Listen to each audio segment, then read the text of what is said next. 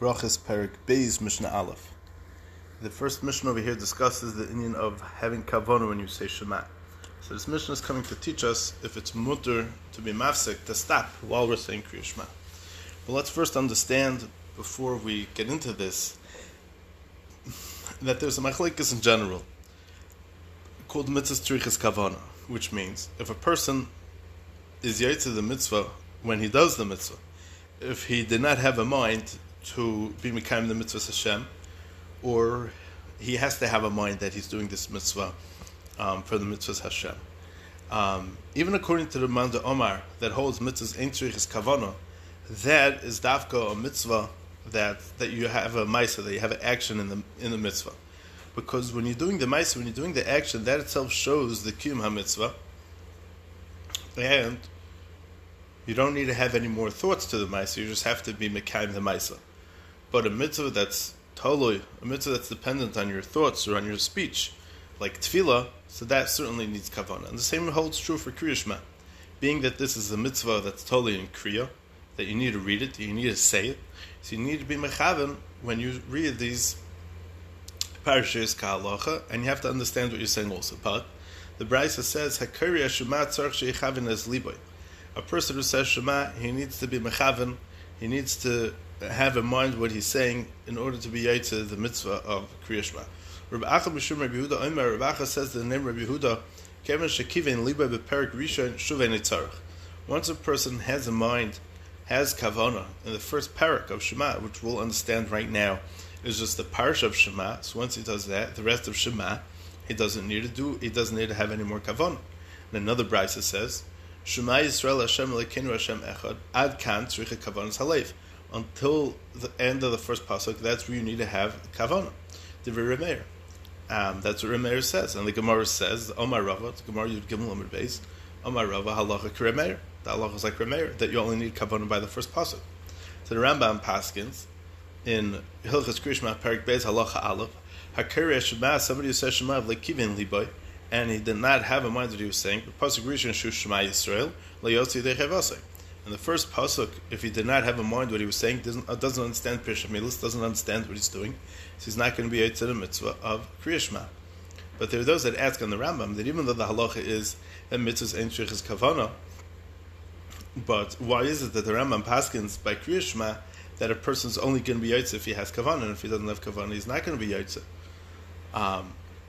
So the Rashba, amongst others, explain that it's a davar pashut that when it comes to the mitzvah of Kriya Shema, a person has to have kavanah because he's being mekabel omach shemayim.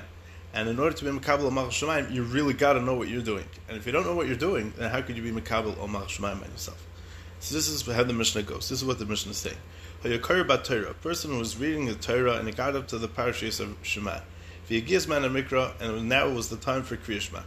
If he had in mind to be yaitz the chiv of Kriya Shema, so according to the Manda Omar, who holds mitzvahs ein tzrichas kavanah, means that he had in mind to read the parashas Kil Chasan, and according to the Rambam, that at least he's going to have kavanah in the first pasuk.